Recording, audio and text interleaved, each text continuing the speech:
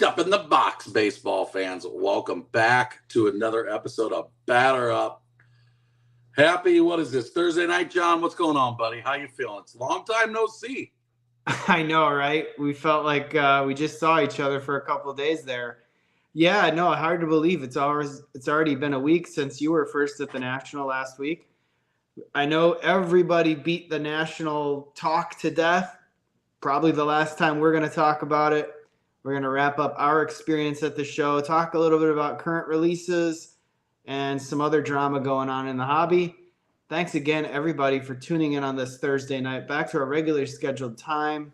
Brett is on location in Central Illinois, and I am trying some new lighting in my basement. So hope you guys enjoy that. I tried to bring a little bit more production quality to my videos. And yeah. Anyway, Brett, what do you want to talk about first? Let's start out with the National, man. Holy cow. The Super Bowl of sports cards. What's your initial impression of this year? I went just Saturday and Sunday, so I don't know what Wednesday, Thursday, or Friday is like. I would say for me, for what I wanted to accomplish, it met my needs.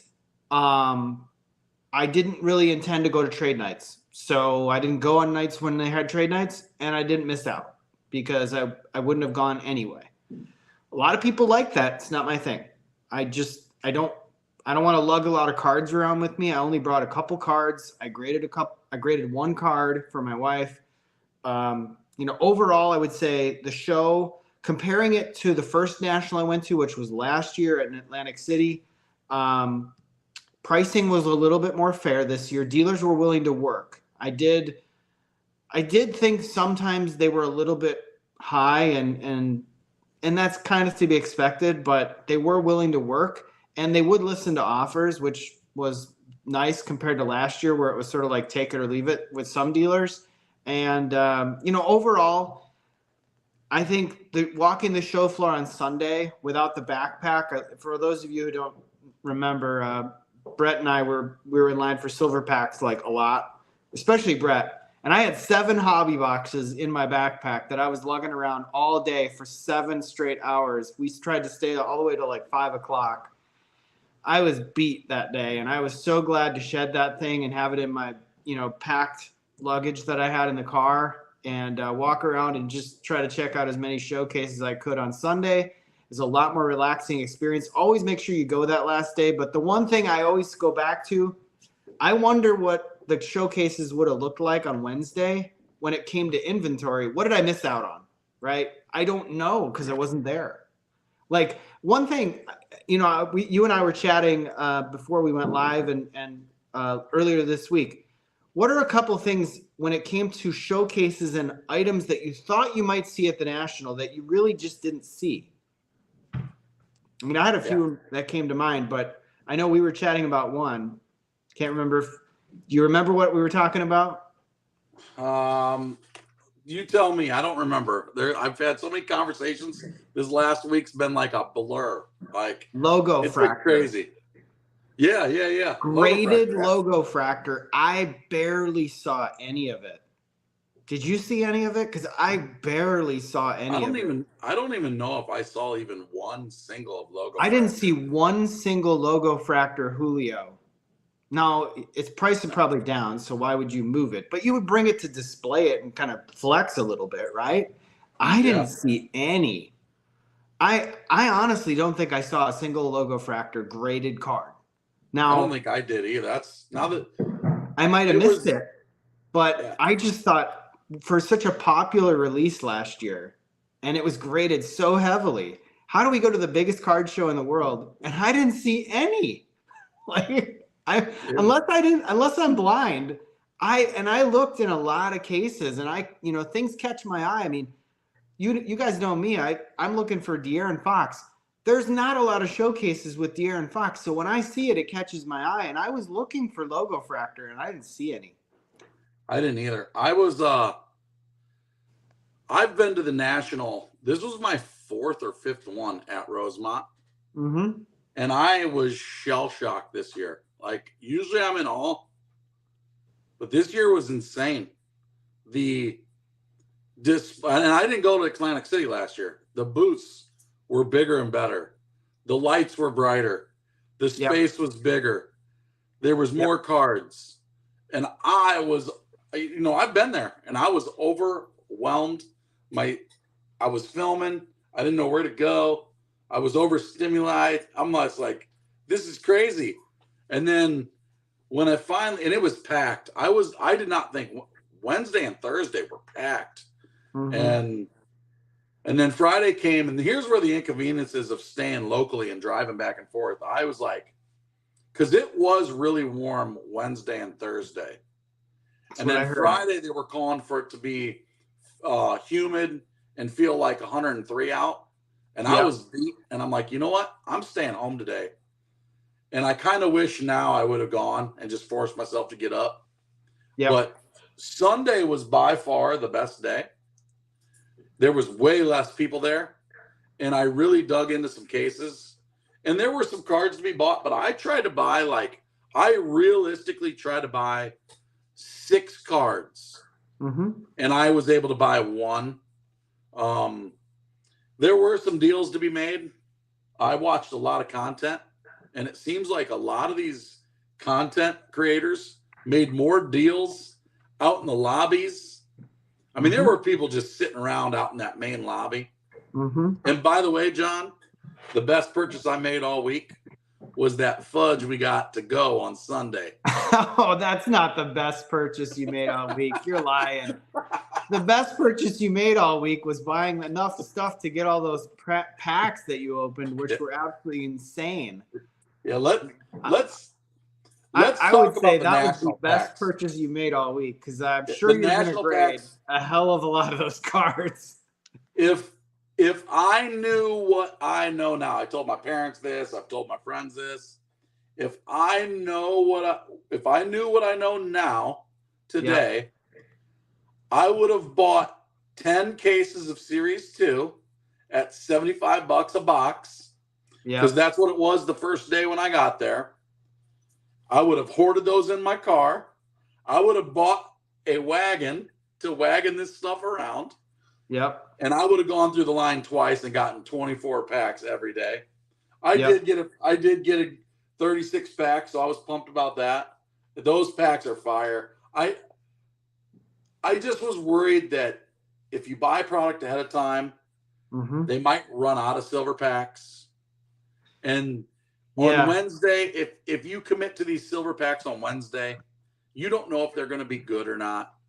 Yeah. And they were good, man. Hey, guys and girls, if you have not seen Ped's opening of silver packs, go watch Ped's opening. Not yet. That. Wait till after the show. But those silver packs were like the highlight of the show, in my opinion. It got me pumped up on Saturday to get up early on Sunday. Me and Keith, another Keith that I know, we were the first ones in the VIP line right against the door. And his wife is in the Coast Guard, and she sprinted to the front. Oh man, it was fun, man. Yeah. No, I only got a handful of them. Like I said, I had 7 hobby boxes. I was going to open half and sell half. So, because I wanted a cheap entry price for my Chrome hobby boxes that I got at my LCS right before I came for $130 a pop. And I got my jumbos that same day for $320. And then they were spiking at the National. I think they're mostly spiking, not because of the product being good. And we'll get into that in a little bit. But it was mostly because of availability. They did not plan ahead for the number of packs that they had available for the baseball silver packs versus the product that was actually available on the show floor. They did not have enough stuff. And that kind of like, you wonder, like, as much coordination and prep work goes into it, how do you screw something like that up so badly where literally the first day they're running out of boxes, they're running out of packs, but they got more to come. But it's like they only apportioned so many per day on the packs, which made sense because, everybody could have just hoarded them the first day and they were gone, right? I came on Saturday and Sunday, so luckily I got a chance on Saturday to get some instead of going on Wednesday, which I'm sure if they would have allowed it, all of them would have been gone on Wednesday. But I don't think they've ever had this problem. And I felt really, really bad for this one kid on Saturday. It was Saturday.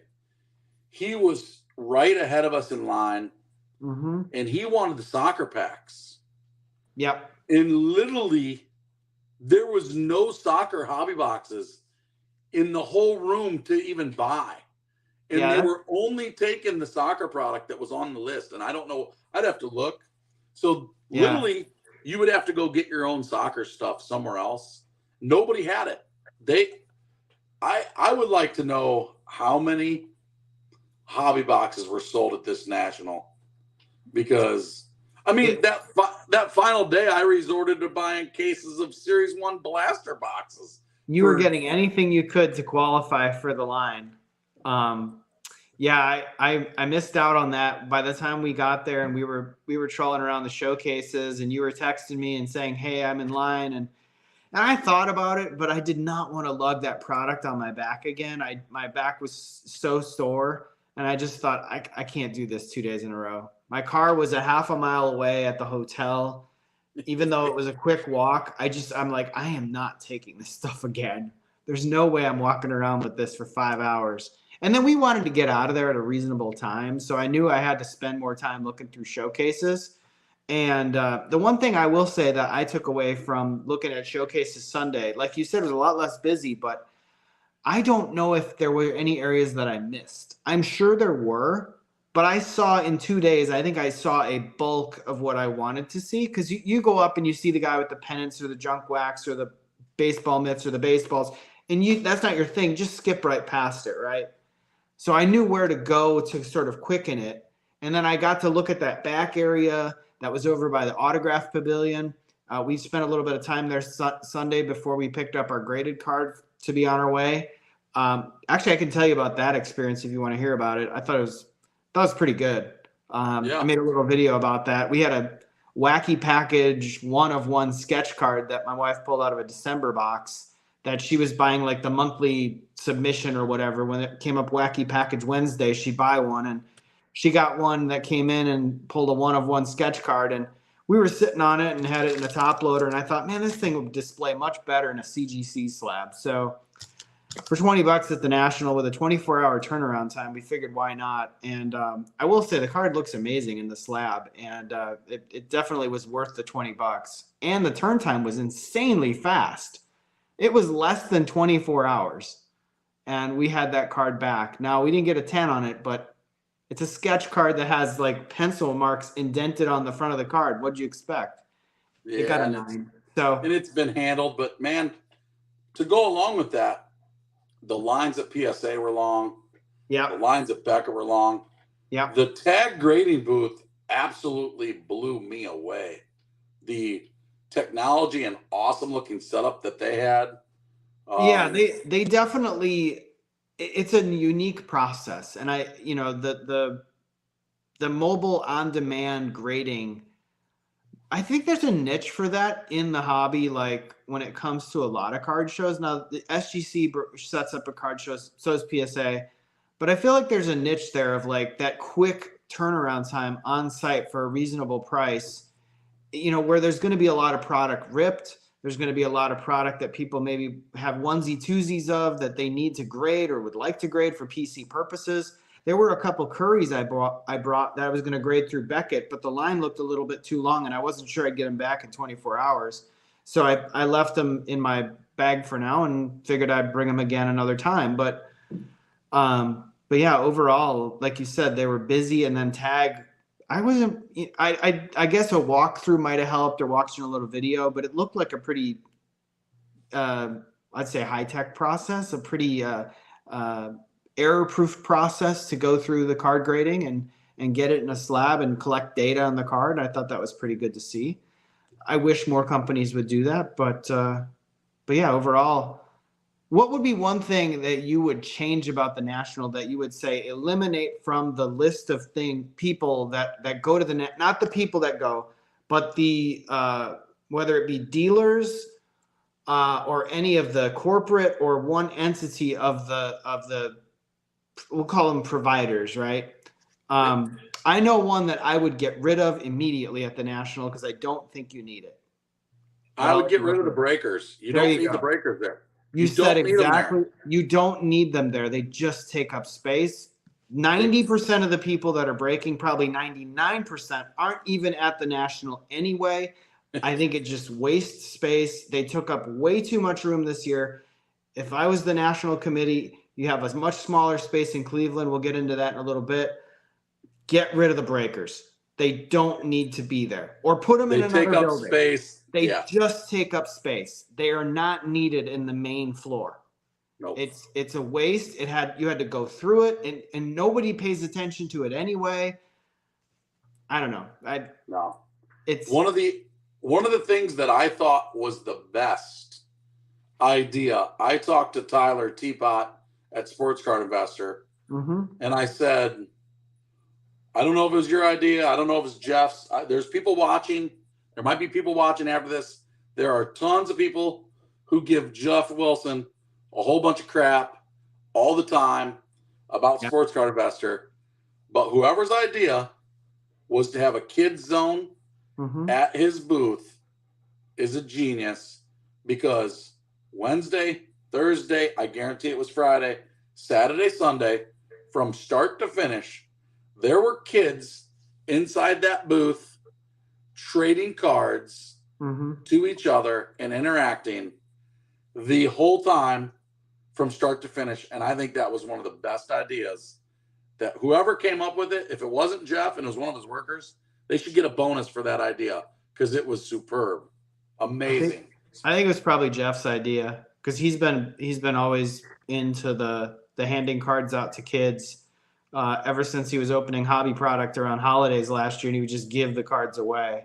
So, but yeah, I agree. I think the energy that provided was fun. And, you need things like that in the National when it comes to corporate. You want to make it fun, right? The one thing about corporate, and I know Peds is an awesome dude. He works for the auction house. The auction house was there. That's the other part of what I don't get about the National. Like, the auction houses take up so much space, and they're just showing off stuff that nobody can buy. It's a museum.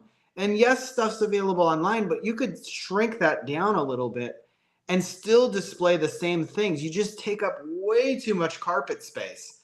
So that's another thing about next year. With the smaller footprint, they're really going to have to learn how to shrink that down and make it more compact with more substance within that space. There was a lot of wasted space in that 600,000 square foot space this year. And then not only that, but there were a couple areas where there were dealers set up, especially my LCS. I couldn't even find them. They were all the way back in a maze in a corner, and I had to look at a map and be like, where is that? Because there was a curtain up and you couldn't see, and where you thought it wasn't where it was. And then there was an elevation change in the floor. And so you go up this ramp, and then there's another set of doors, and it's like, I just, you didn't see it at first, and you're like, I completely missed that. So that's something they could definitely do better for next year. There's two things that, as what I like to do and what I would reflect on changing, is one, I wish there were more places to sit down to have conversations. Yes. And open some wax in the room. Yes. To have an experience, right? Because you and I tried to open some cards. I mean, there at certain times, man, I was tired. We're not little kids anymore, running around the room all day. I looked at my steps on my watch, and I was walking 7 to 10 miles a day. I wanted to sit down and just open some cards and talk to people, but there's nowhere to sit down unless you know somebody, or you go to the top booth and they kick us out because they got a signing coming. I know that's funny that you got to tell that story. So Brett and I at one point we were sitting down, the national packs had ran out for the day, and we were sort of sitting on the floor next to the wall at the tops thing where they had all the stickers that you could say, why do you collect cards, right? And so we saw a couple of tables, and I was like, Brett, I didn't go live. I meant to go live, but I didn't go live. Let's make a video. And so let's have a box battle, right? And so we go up, and there's these tables behind these ropes, and and it was at the Topps booth, and it was completely empty. And so we go there, we're getting our camera set up, we're ready to go hit the go button, and some dude from Topps comes by and says, "You guys got to get out of here. These ropes are here for a reason. What are you guys doing? You got to leave now." He's like, "We got an autograph. We got people coming here to do an autograph signing. Get out of here." And I was like, "Well, you're kind of rude, but okay, fair enough." We were not like, it didn't say don't sit here, but it was like a stand-up table anyway. And so we found another table. We drug it out into the center of the floor and did the best we could. But yeah, that was a fun experience. And here we are walking around we were walking around with hobby boxes all over the National, trying to look for a place to sit or stand or just do a box battle. I guess we could have got on the floor, but yeah, that's how that went. We were just trying to ad lib on the fly, and I would have gone live. I should have gone live, but when you're there and you want to check showcases and make sure you're getting the most out of it, it's just like, when do you do it? Do you do it right when you walk in? Do you do it when you're in? It's just like it breaks the rhythm of the day. And I think that was the one thing you learned the first day, is it made it hard to get silver packs when you're live at the same time. It's a big commitment, that's for sure. It's tough. Yeah. Man. And it's hard when you're live to really show what the show is, but it served its purpose. But my other thing that I would like to see is a locker area. So if I get sick of carrying my backpack, or if I have a case of cards, I don't have to walk a round trip mile to go put it out in my car and walk back. Now, the cool thing was, out in the lobby, and I think this is a great thing, they had a place to check your luggage. Yes. If you fly into O'Hare in the morning on the red eye, you can take a 2-minute Uber, drop your luggage off, leave your luggage there for the day, and then go wherever you're going. I wish there was a place that you could rent a locker there. Yes. That was the other thing about rentable space or mobile storage. Lugging that backpack around, I wish I didn't have to do that. I'm sure I was bumping into people. It was very big and bulky, and I could have carried it in a bag, but I didn't. And it's just coulda, shoulda, woulda. On Thursday, I had my bag full of cards I was going to sell, and I was carrying around a case of cards I bought for a good deal. And I'm like, I'm going to make one more trip to my car, and I'm going to come back and finish the last hour and 15 minutes. And I got to my car, and I got a cold drink out of the cooler, and I'm like, I'm not walking back in there. I'm going home instead. So I left an hour and 15 early instead of going back in. But if the locker was there, I would have stayed. But I guess if the National, Brandon says, John, did you have a military rucksack? Yeah, it felt like it. I think I should have weighed that damn thing. It had 7 hobby boxes and a bunch of cards in it, and it had top loaders in it. I mean, it probably weighed 50 to 60 pounds easily. It was heavy.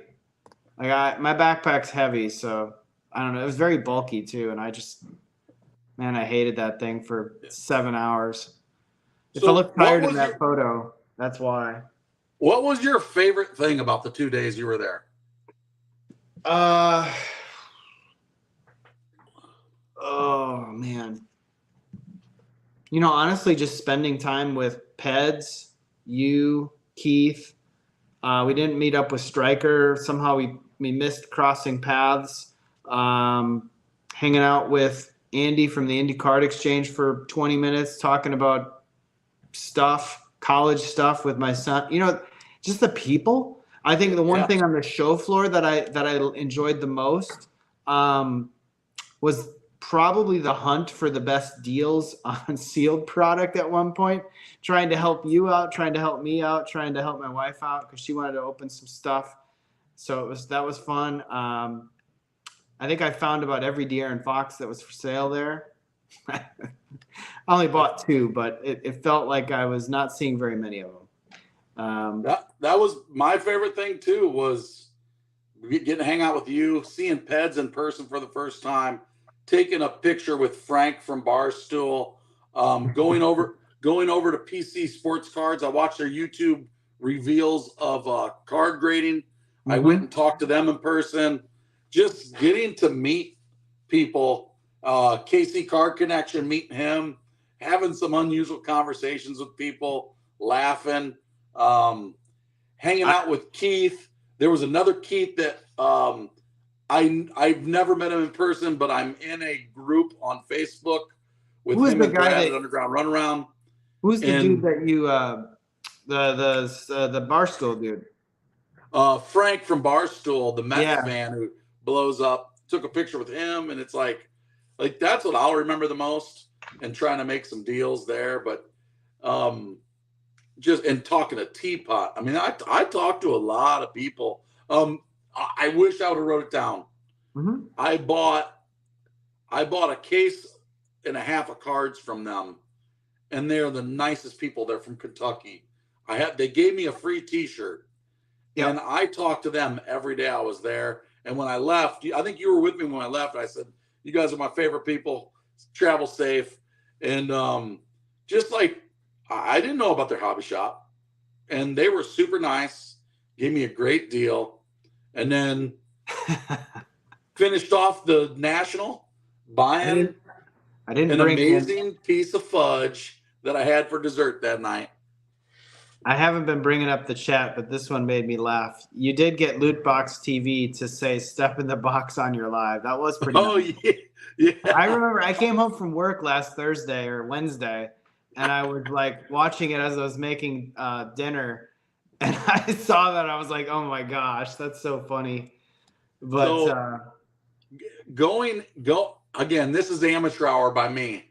Going into the week, I had this idea to go to every single YouTuber that I knew and pull out my camera with my new mic and ask them to say "step in the box" and use one of the phrases that I use. That was my goal. I was going to have you do it, Peds do it, Lootbox, like Striker. I was going to put this big montage together, but these guys and girls who are covering the national and they have better equipment and better mics. I give them a lot of credit because filming in that crowded room is not easy. Getting good audio in a big room is not easy. So I give a lot of credit to anybody. I'm getting off topic here, but there's a lot of criticism from the baseball card community of different people who are putting out content. Oh, your content sucks. Oh, I don't like this person. But I respect the work that goes behind the scenes because I don't have the skills for some of it. And it's not easy to do, man. Hey, I mean, I agree with you. I meant to go live. I meant to do a lot more videos from the national. I didn't do it, but it was a great experience, and I hope that comes across in some of the content I do afterwards. But I forgot one thing that actually was memorable. So I saw a guy by the name of Dennis, and I don't know if you probably don't know Dennis personally, but you probably definitely know who Dennis is. And I was walking out of this area that was between the tops area and like the back wall. And I happened to exit like right at the same time that Dennis Rodman and his whole entourage came walking through. And I was like, wait, that's Dennis Rodman. And he's exactly like you'd think. As flamboyant as ever with the big old sunglasses and the Bulls jersey that he had on. And that was fun. I just thought, man, I'm never going to forget that. I was at a card show. I walked out from the card show. After I was looking at cases, carrying this heavy backpack, and I look up and there's Dennis Rodman right there just walking by. I was like, oh, that's cool. There's Dennis Rodman. That's what's really cool about the National too. Because around every corner, you don't know who's going to be there. You know, I was live and I saw somebody in the chat, but I missed it. Dude, when you're live and only have your phone and you miss a chat, I saw somebody mention Storage Wars. And I used to watch Storage Wars all the time. Yep. And then afterwards, somebody's like, Renee from Storage Wars was there. Like, oh, he was, and I'm like, if you don't watch Storage Wars, you don't know who Renee is. I would have stopped to talk to him. I knew exactly who that was. Ballpark, thank you for that donation. He says, thanks for the live coverage, Brett? Are you guys going to Cleveland? We're going to get to that in a minute, ballpark. We're going to get to that in a bit. But like, dude, Derek Jeter walking down the pulling up on a cart. I saw he was gone by the time I got there. He was like Wednesday, right? There's just people all over the place. I'm in line for silver packs.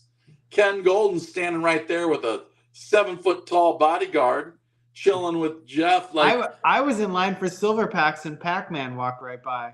Yeah, with an open box of silver packs. He went with a case with like his wife, and I thought. And somebody said influencers getting packs. I don't know that Pac-Man got special packs from Topps because I saw them opened and he didn't get very good cards. Peds got special packs. Go watch the video. Yeah, after this is done, check out Peds. Peds video probably takes the cake as far as the best 12 packs of all. Yours are really close, but he definitely they were super.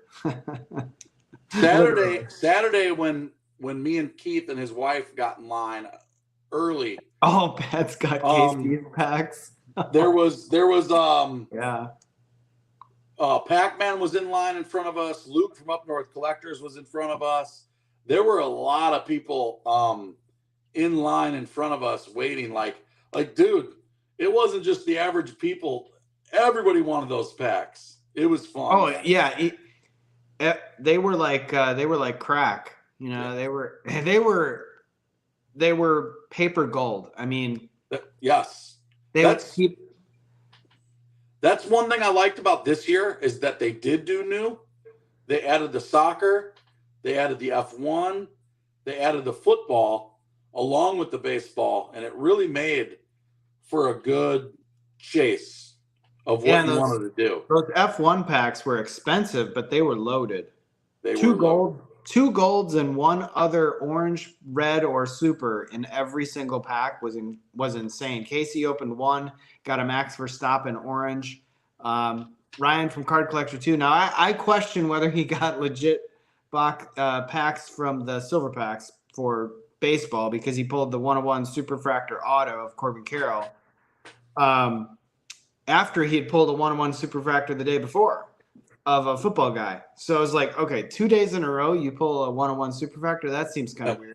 But then crazy. He opened 2 versions of F1 and he didn't pull a single Superfractor. So I don't know. I mean, they were fun. They were loaded. It was a gamble whether you wanted to open them all or sell them. It was easy money. I was going to open half and sell half. That's what I did. But yeah. Dude, they're worth a lot of money, man. They were worth $75. Crazy. $60 to $75, and all you had to do was wait in line for an hour. When you could get 12 of them, that's pretty good. That's not a bad way to spend an hour. There were breakers selling them for $175 a piece on Whatnot. $175, which is insane. That's why so many people are going crazy too. That's wild. So another thing about the National that is purely amazing, that is impossible to put in perspective, is the amount. This is why I wish I could stay at a hotel there and be around other people. The amount of cases of various product being opened in the hotel rooms at the National is crazy. Like Stryker, I was watching Stryker. Him and his buddies opened cases in the hotel room. Keith, who I waited in line with, him and his wife opened 9 cases in their hotel room throughout the week of various cards. Like it becomes a massive rip fest. Again, this is the Super Bowl of ripping cards. People are open cards all night, all day. And when you walk around the room, there's people ripping packs and cards all over the place. Everywhere, yeah. I mean, and then they had the box battles at Panini booth with the Revolution boxes or the Spectra boxes or the Recon boxes, and those were fun and popular. I didn't rip any on site necessarily. I've got a lot to rip at home. Go watch a video if you guys are new to my channel. I ripped a box of Topps Chrome right before we went live here. Let's just say really sick color match came out in the last pack. I was I was pretty shocked. That's Tracker. Tracker says, "What's up, everybody?" Yeah, you need to learn how to paint the office in your house. I like the backdrop. It really goes nice. I'm digging my parents' office. I like I this know that's a color. really nice setup they got. I might have to do this. Um, But hey, okay, hey, this is a good transition to Cleveland next year. yep. I found out a lot of information that I didn't know beforehand.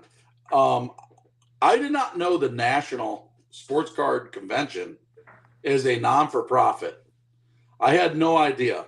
So they're a non-for-profit, and they have a when you have a non-profit group, there are a strict set of bylaws that you have to follow.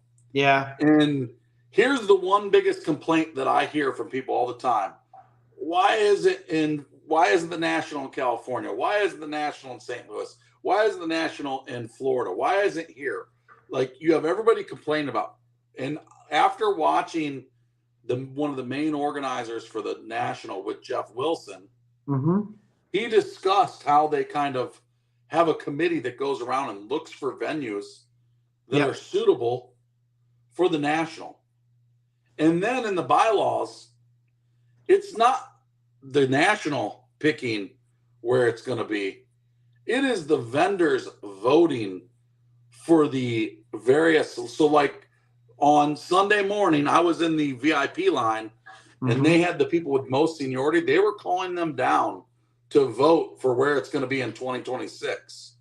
And on the list was Atlantic City, Chicago again, and Atlanta.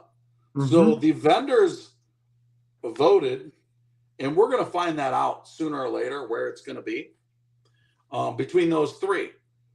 And here's another crazy thing that I found out, because I like to talk to people. And the one guy, he was a vendor, and I talked to him in the hallway, and I said, "Hey, what'd you guys like and dislike about the Atlanta, Chicago?" He goes, "We love Chicago. Everybody wants to come back here because it's just a great place to have it, with everything in a easy to park, hotels, blah, blah, blah. The convention's big." Yep. He said Atlantic City offered to pay the National $1 million to come back to Atlantic City. Not only do they not have to pay for the venue, they're giving them $1 million, and then that would trickle down to the vendors of not having to pay for their booths. So they'd have a free booth, basically. That's the kind of inside info that I enjoy hearing about, you know? Yep.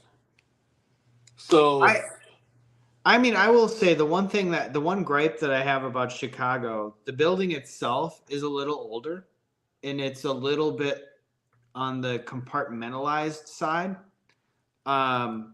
It's a great location. I love that it's so close to the airport. Even though I didn't fly there, I drove there. I love that there's so many hotels within walking distance. It's a safe area. It's got a lot of nice restaurants nearby. It's convenient. The venue itself is a little less than perfect. I felt like the Atlantic City venue was actually better. The lighting was better. The Wi-Fi sucked, but that's just boosting Wi-Fi. That can be fixed, right? That's just an oversight on their part. The Atlantic City, though, a lot of people said, "Oh my gosh, don't ever go back there. It's the worst place on earth." I never felt unsafe there, but then again, I wasn't staying in Atlantic City. I was staying at a Homewood Suites about 15 miles away because I got it for free. So for me, I thought, I like this. It's not bad. There's a couple restaurants within walking distance. I would go back here if they ever had it again. And I drove there. It was 10 hours, a long day. But the thing I have as a trepidation about Atlanta is, if you have it in a downtown location, parking's going to be tough. But it's going to be convenient to get to a lot of different restaurants and hotels and other things like that.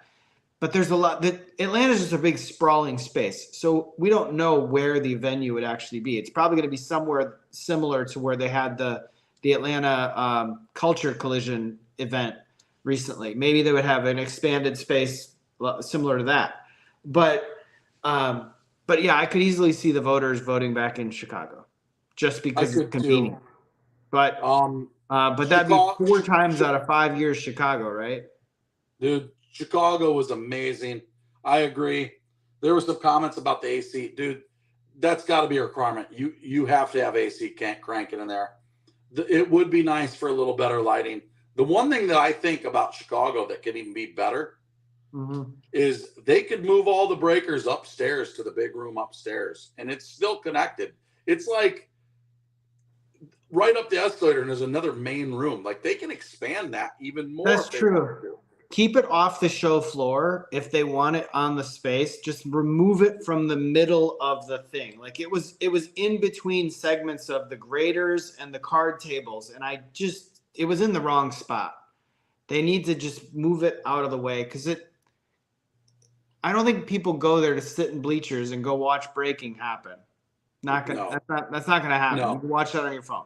If you want to watch Whatnot or you want to watch YouTube, you can break out your phone. You don't need to be right there because you can't see the cards being pulled anyway. So, but yeah, going back to what you were saying about future venues, and I know we haven't talked about Cleveland yet.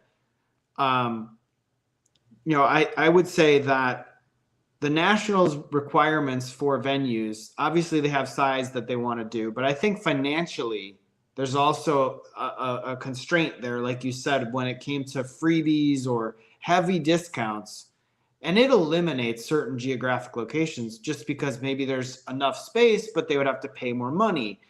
We have Gen Con here right now in Indianapolis. We've got a great downtown. We have a very nice, maybe not super modern, but a very, very nice convention center adjacent to Lucas Oil Stadium. I'm a little biased, but our convention center is very nice. It's nicer than the Chicago venue. And it's plenty big. Our downtown is perfect for a big event like that with tons of parking, with lots of restaurants, lots of hotels. We hosted the dang Super Bowl downtown. If we can host the Super Bowl, the actual Super Bowl, and the NBA All-Star Game, we can host the National. But I think the finances of it are what prevents it from even being on the list. Yeah, it's just and that's really a thing. I wouldn't think it would be that expensive. I've been to Gen Con before. It's been a long time. I've been to Gen Con when I was in Milwaukee. If you've never been to that Gen Con, it's amazing. Now, granted, it's almost impossible to get tickets for that anymore. It's so big. I have a friend who owns a game store who's there this weekend right now. And who do you think is going to win the vote between the three? Who do you think is going to win the vote? People are going to look at Chicago, and not want to pick 3 years in a row in Chicago. I think they're going to pick Atlanta. I was going to say Atlanta too. I just think there was so much bad. Somebody mentioned it in the chat. There were a lot of people who got robbed on the streets walking their hotels. Yeah, I guess I heard about that, but I didn't. Dude. I myself, I was out of there before it got dark. I was out of there by 4:00 every day because I went 4 out of the 5 days, so I didn't need to be there the whole time, and I was out of there before dark anyway. I think it was a lot of the people who were walking back from the venue to there. And dude, you can't have that. These people have a lot of cash on them. And if you're making deals and you're selling cards, you got to have cash on you. I mean, plain and simple. Cash is king at these things. But, man, next year, Cleveland. Who's in the chat going to Cleveland? Me and John were talking. I really want to go out there for a couple days to be part of it. And I also want to go to the Rock and Roll Hall of Fame because I've never been there. Yeah. But for me, it's a lot more difficult with my dog. It just depends on the dog. And if for some reason he's not with me next summer, I will be there for a couple days at least. Julie's going. Shelly's going. RS Rips is going. So I understand where you're coming from, Brett, when it comes to the logistics of getting to the National. Having gone the last 2 years and knowing that Chicago is very convenient and knowing that I only went for 2 days, And yes, I love the experience of the National. There's no doubt about it. You have to do it almost, maybe not necessity wise for networking, but it really helps. And it's fun to meet people once a year because you don't see them very often. It's like a reunion, right? My one major trepidation with Cleveland next year is the venue location. It's at the airport. The IX Center, I mean, maybe somebody that's from Cleveland can fill me in a little better. I just feel like parking could be kind of a mess, even though they have a big lot. I heard you had to pay for parking. My guess is they won't have any shuttle buses or anything from a hotel, but maybe they will. Food on site is going to be darn near impossible unless they bring it to the venue, whether it be food trucks or some kind of a catered thing, like they would have, prepped food from a restaurant and have restaurants nearby or something like that set up on a tent outside, almost like a fair. Hotels, they're all going to be off site. Not a single one is going to be on site. Trade night, if you actually are into trade night, I'm sure it's not going to be at the IX Center. Maybe I'm wrong. The space is smaller than Chicago, and if they stick breakers in there, they're going to waste even more space, which is less tables and more corporate. I saw the tentative layout. I tell you guys, my trepidation is just the venue they picked. I'm not sure it's a great venue, and that can change. I'm sure it'll be really good. I'm sure it'll be fine. The new management committee is taking over, but I just feel like I'm not ready to jump in the pool and say, yes, I'm going and I'll go for 2 days. I'll go for all 5 days. At this point, I think I'm planning on not going. As sad as that is to say, because I really did enjoy the last 2 years, but I just don't feel like I'm going to rush out to say, yeah, I'm going. Absolutely. Let's do it. Book the hotel. Do it now. But yeah, that can all change. As more information funnels out, there's going to be plenty of choice on hotel because nothing is convenient. So you can stay 25 minutes away and still feel like it's convenient.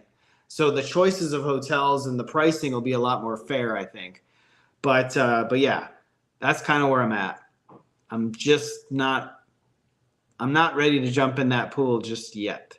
But that could change. A lot of people are asking, Brett, what have we talked about the Fanatics Panini thing? We have not. We have not. We're not lawyers. I did not read the claims being made by Panini. All I can say is this, and I watched a couple people's videos before we went live tonight, listening to their thoughts. Panini wants to sue Fanatics, claiming an antitrust, monopolization of the sports card hobby. Well, Panini, you guys literally had the exact same thing, except for baseball, for the last 10 years. Yep. And you treated customers like total garbage. So don't go sue the person that took your place or is trying to take your place when it's not like you're the greatest customer service provider around. You still aren't. Your product sucks. Your quality sucks. Pulling hits out of a retail box of basketball. My wife loves basketball. She loves basketball. She would open Panini basketball because it's the only thing available if I let her. But I tell her, you're literally flushing cash down the toilet if you do that. I might let you get a box or two for fun, but I'm not going to let you do that. Their hobby boxes are way too expensive. They let the I could go on and on. The last thing that you guys have to gripe about is monopolization of the market because your customer service sucks. It totally sucks. And I've never had a redemption, and I hope I never get one because I'm sure I'm going to be disappointed. They had every opportunity to put their money where their mouth is and outbid Fanatics on one or the other. Football, I would have chosen football over basketball because football just is. There's a lot of people collecting football. I mean, a lot, more than I ever thought there would be, and they could have outbid them. They could have got those licenses. They didn't need to beat them on two of them. They just had to beat them on one. Yeah, they could have kept one, but it's like I don't know. It was great comment. It's like two people who are criminals trying to get in a jail fight. They're going after each other for the same exact behavior that the other one is exemplifying that the other one just did. Yeah, and That's ridiculous. Panini still has some products, and if they think outside the box, they can still make some cool stuff out there. There's some plays to be made, but Brian Gray, I don't agree with everything he says, but he was on the Jeff Wilson show. He was at the National. Now, obviously, he does almost exclusively unlicensed product. He said he's been gobbling up like bowling licenses and pickleball and cornhole. And, I dropped a line in that podcast chat and I said, buy IndyCar's rights. Be early on that one. It's not a very popular sport, but if you're looking for low value that has some niche market, go after that one. I bet you'll pay a low amount for the license for IndyCar. And it is on the rise, by the way. But, he said some interesting things, I think, during that podcast about reinventing. You have to reinvent yourself. It's not like he ever had licenses and made product with licenses and then they were taken away. He never had them and he found a way to make product. Did you know, I don't know if this is true or not, but did you know that Giannis apparently the vast majority, if not all of his current signatures come out of Leaf products than anything else? I had no idea. I had no clue that was true. Who is making the newest Disney cards that have come out? Do you know? They look cool. I don't know who's making them. Are you talking about those Lorcana ones? Yeah, I assume it's something similar to like what makes Pokemon or something. I mean, think outside the box. There's a million things they could do to try to, but I agree. I think it's a bunch of crap. I don't think they're going to win anyway. And I give Fanatics a lot of credit because they've spent a lot of money and they're doing stuff that I didn't expect. Like watching the MLB Network, there are commercials for Topps products. And did you see the intro for Cody Bellinger at the Cubs game? Yeah, it's a baseball card, and they're now batting Cody Bellinger, and it's a baseball card. I thought that was pretty cool. I mean, I like that. I like that they're trying to market it. I worry that they're going to print too much product, but we are consumers, so we have to just spend our money wisely. The one thing that, we always requested was just make it fun, right? Make it fun. Make some part of it fun so that you keep coming back. Because like I went on a rant about Panini, you can only open select retail basketball so many times before you feel like there's no value here. Like literally, this isn't even fun to open. The cards look ugly and the hits are impossible. They say that the ceiling is there, but it's impossible. It's not. I've seen so much of it opened and nothing comes out of it. Unlike what you would get from like a Topps Chrome. For as much as we dog Topps Chrome, and I made a video talking about print run size, Topps Chrome is a pretty dang good product. It's balanced, quality's better, and the rookie class is pretty stacked. I looked at my hobby box. I just opened 2 hobby boxes in the last 2 days. I swear half the cards coming out of the box are rookies. It feels like an update product. Like I swear half of them are rookies. It's darn near half. Topps Chrome for that entry point that came out on pre-order is absolutely amazing. Now at the National, I didn't want to pay $200 for a hobby and $400 for a jumbo box and $425 for a breaker box. But man, it's a good product this year. I love it. And another thing, I forgot to write this down. I'm glad you mentioned Topps Chrome. And somebody in the chat might have saw this today, and they might be able to find it while we are. But there is a hobby shop that is already taking MVP buybacks for Ohtani and Ronald Acuna Jr. They're already taking them before it, so they're risking. That's a risk. Maybe not with Ohtani, but with Acuna, that's a risk. There's not a guarantee that it's him. No, so there is a hobby shop. I saw it. I wish I would have wrote the name down. Totally forgot to do so. But they are risking it for the biscuit. And I wish it was local, because you could load it up and go take those and get Topps Chrome right now before the price. Because by the time this product's all ripped, Topps Chrome is going to be lit and the price is going to go up on Topps Chrome.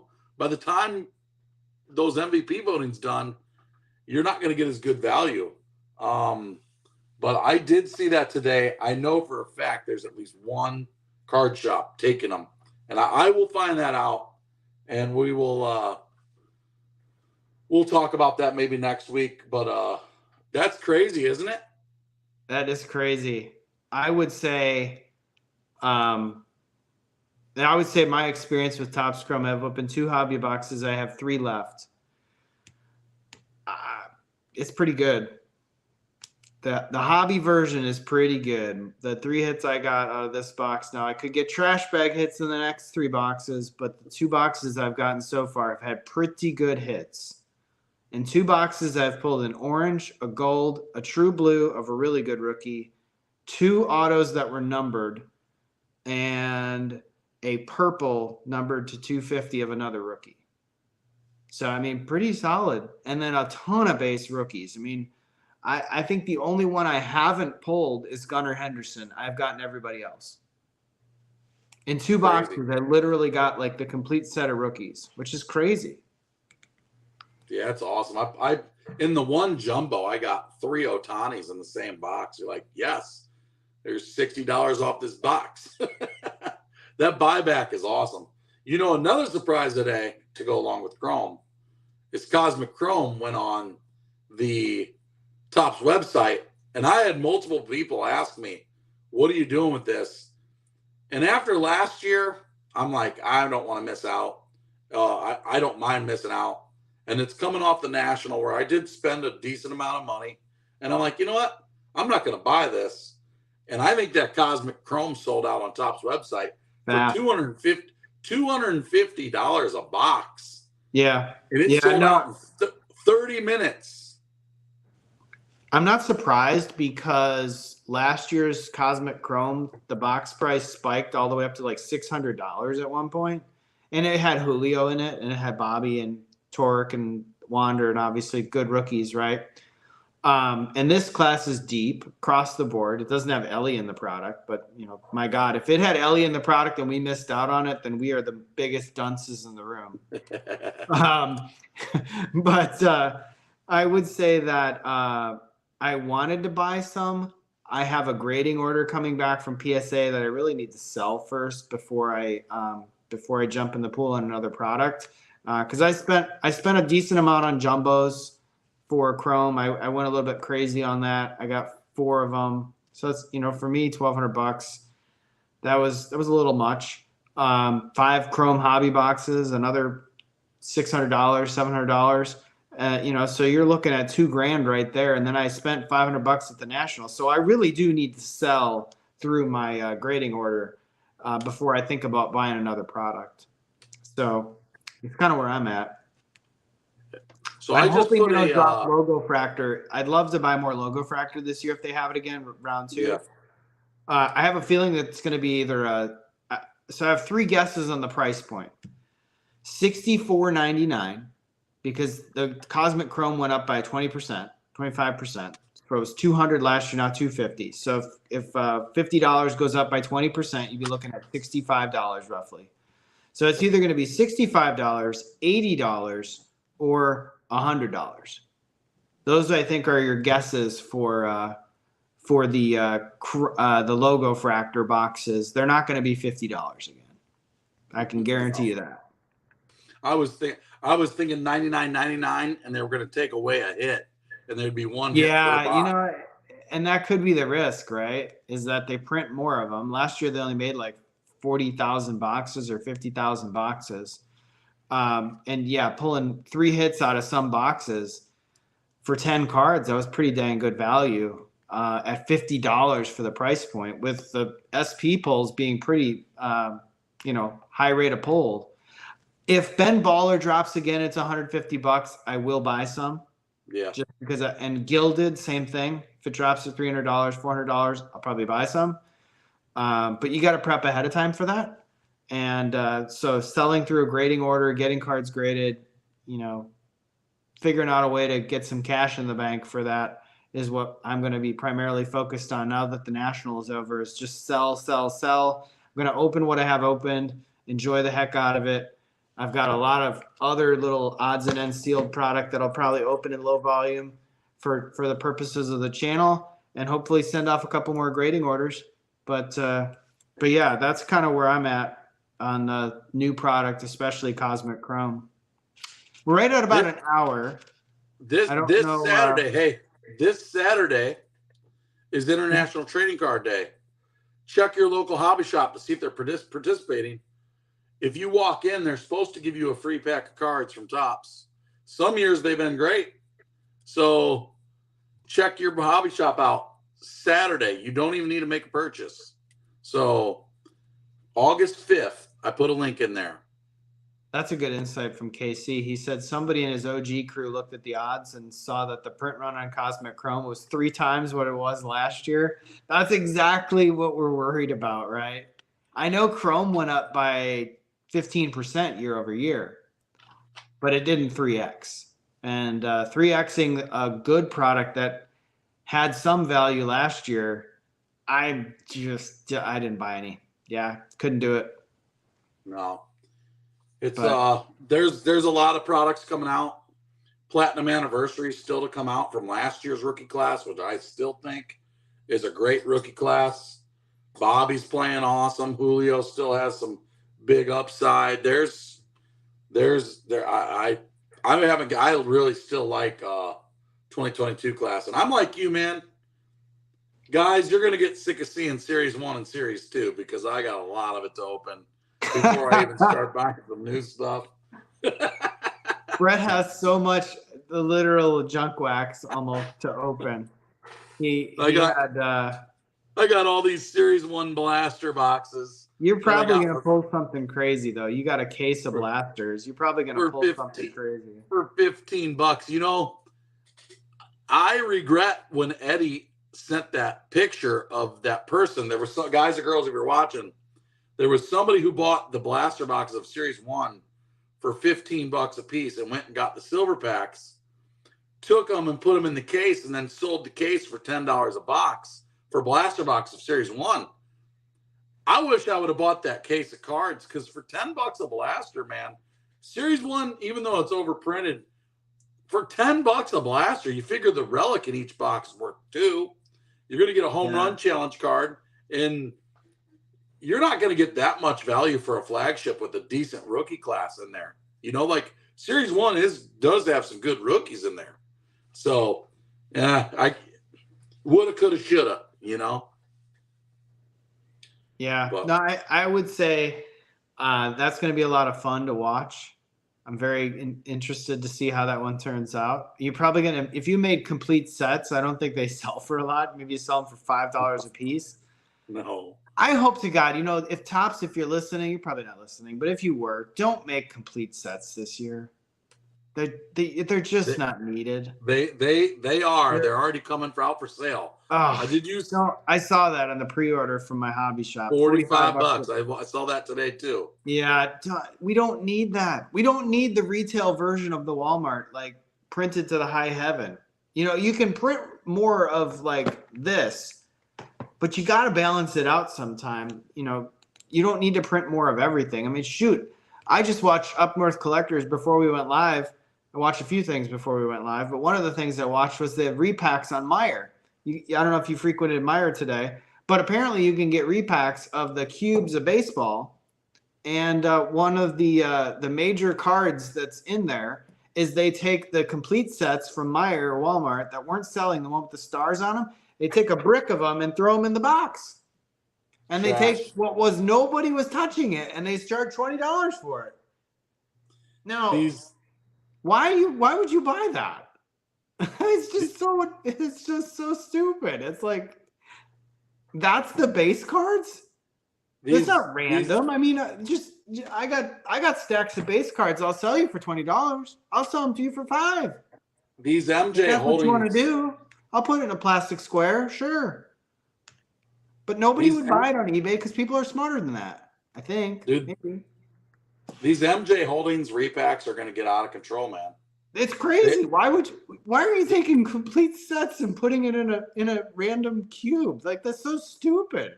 They're getting back to what they used to do. They're just going to take all this stuff. I've been at my Meijer, man. The lady at Meijer, there's no room to put the stuff. She's been taking all the crap boxes and putting them back, and she's been shipping them back because they're just sitting there week after week. And they're going to open those packs up, and they're going to stick them in some crap repack, and suckers are going to buy it. And it's wild to me. It's wild. Don't buy the repacks, guys. Corey has a question. What are you going to do with the 2 red Acuñas? Probably gonna grade them. I did not want to bring any card stuff with me, but when I get back this weekend, I'm gonna sit down and look through those. I'm gonna put together a PSA order, and if they make the cut, I'll probably grade them. Otherwise, I'm gonna send them out on consignment to probably sell as soon as possible. I probably should have already sent them out if I wasn't, but sometimes you gotta do what you gotta do. Yeah. Nunzi says smartest thing for people to do was sell them. Yeah, I agree. I mean, I wanted to have a little bit of fun, so I opened half of them. And 2 speckles of gold, and one of them didn't have hits, so it wasn't very good. Yeah, I mean, think about this. It wasn't very good. If you started you could have gone on a value hunt at the National. We could have gone through the line twice with a case of Series 2. Mm-hmm. And you could have gotten 2 free cases of Series 2 if you would have sold your silver packs. You could have gotten 10 free cases of Series 2 if you did the work, went through the line, carried the cases, and then sold your silver packs. That's a great point. Who doesn't want 10 free cases? Well, you could have done 10 cases of Topps Chrome Hobby, and you could have paid for half of them by selling all the packs. You could have bought 10, got 5 free. There's a lot of ways you can do those silver packs. I wanted to open some, and they're fun as hell, and they got some value. So, and then go watch Ped's video. You'll be like, oh yeah, I'm glad I didn't sell these. Well, I did the math. I think based on my estimate, based on the number of hits, and they were coming out every other pack roughly on average. Now, sometimes you got a stack of them in a row that had hit, and then sometimes it was no hit. I've seen a bunch of videos. So they weren't evenly distributed, but based on my math, I think there were 20,000 packs made, around 20,000. So 10,000 hits, 20,000 packs. You do the math. At $75 a pack, I think that's fair for 4 cards. That breaks down to like, what is that, like $18 a card or something like that? Yeah. So, that's not a bad way to make 20, almost $20 a card. So it's amazing. And then some people were standing right by the Topps booth saying, I'll give you $50 for all your packs right now, 50 per pack. I'll pay you right here cash without even doing any work. You literally could have picked them up and sold them by walking around out of the line. I mean, people were doing that. It's crazy, man. It was crazy. But what fun. The National. You got any parting shots on the National? Great time. Do I wish I would have gone all 5 days? Maybe a little, but I'm happy I went the 2 days I did. I liked going Sunday. I really had a good time Sunday, more so than Saturday, just because it was a lot more relaxed. If I were to go to the National again, when I do, not if, I'm going Sunday for sure. I may add a third day, like a Friday. I like going on Sunday. That's my parting shot. Go Sunday. It's like the hidden gem of a day. There were a lot less people in there. The lines were not that long to get in. Dealers were willing to make some deals at the end. Yes, inventory was depleted, but when you're chasing guys like I am, not chasing guys, but when you're speculating on De'Aaron Fox, I don't think De'Aaron Fox gets bought out on Wednesday. He's going to be there on Sunday. Stephen Curry, probably all 5 days you're going to find some Steph Curry. Giannis, all 5 days you're going to find some Giannis. Football, you might miss out on the best stuff day 1 or 2. But that's okay. Because it doesn't always have to be about picking up cards either. Sometimes it's just hanging out with people and having a great time, buying some sealed wax, having a fun time. Like it was entertaining to buy a box that we bought from the Panini booth, get silver packs, and just open stuff. And, she pulled a Curry. My wife pulled a Curry. Yeah. She's in chat. She says, that's Mrs. ERB right there. We should have done that, John. Next time we need to go get into town earlier. Yeah. We definitely should have gotten there. Maybe a Friday. Believe it or not, many people may not know this, but how much do you think we paid for a hotel on Saturday night? I'm sure it wasn't cheap. All right, you sure? Well, you maybe, but I think people who booked later on, it was expensive. It was $0. You had the Stu King of Deals going. It's a Hilton brand hotel. We're Hilton Honors members. We have an American Express card. We have based on our spending profile, we get a lot of points and we use them a lot for hotels. That was a free hotel stay. That would have cost us $800. We looked it up right before. It was $800 a night. We got it for nothing. So that's crazy. Isn't that crazy? We only had to pay $20 to park. So I guess it wasn't free. Like you got to pay for parking. So it was $20. But the one takeaway that I had that I'm glad I did is, even though I skipped a day, having that VIP 30-minute early entry each day was clutch. That 30 minutes makes a huge difference in not only the silver pack line, but dude, there weren't just people running to the tops line. There were people running to the Panini line to get to Panini line. There were people running to PSA to get in line at PSA. There were people running to get in line at Beckett. Like, every person has something else they're doing. And people, dude, I wish you could have seen the old dudes. Okay, so we've talked about this a little bit, but the National is also by seniority. And the longer you've been coming to the National, you get to pick where your spot is when they open it up. And all the older school dudes have those first booths up front. And when they open the door, we go running in. And they're just looking at the kids and us. And Keith's wife is just booking it. And they're just like, what are these people doing? It is hilarious. But getting in that 30 minutes early was really, I like really, this idea really by fun. Zeke. I like this idea by Zeke. He says Target and Walmart should offer silver packs in their card aisles to get rid of the inventory. I love that idea. That's a great idea. That's a great idea. I mean, how do you coordinate something like that? Maybe do a mail away or something like that. Yeah. Like, just, like for every 4 Series 1 blasters that you buy at a Walmart that are sitting there, get a silver pack. You get a silver pack. Like, maybe it's not as good as the ones at the National, but it keeps the cash flow going.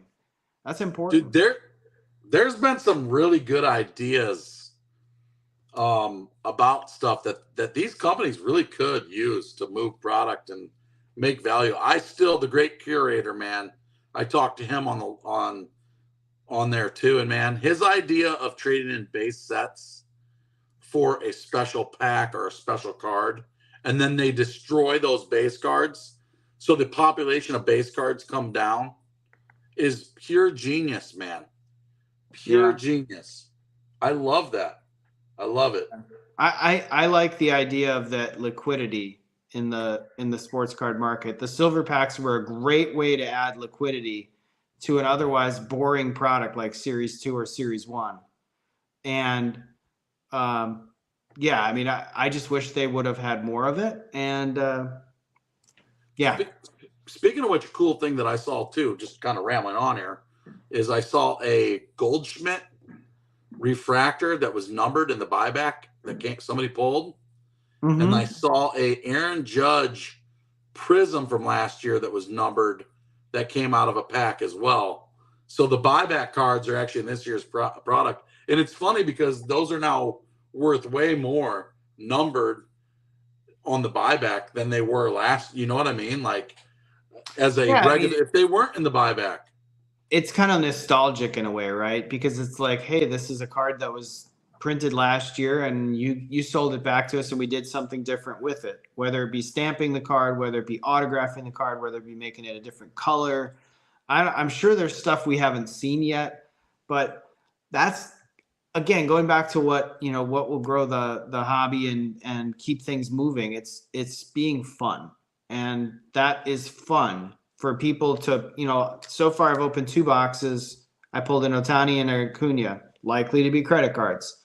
But if it's not them, I pulled a Freddie Freeman. I pulled a Corey Seager. I pulled enough of the other guys that I'm sure one of them will win MVP.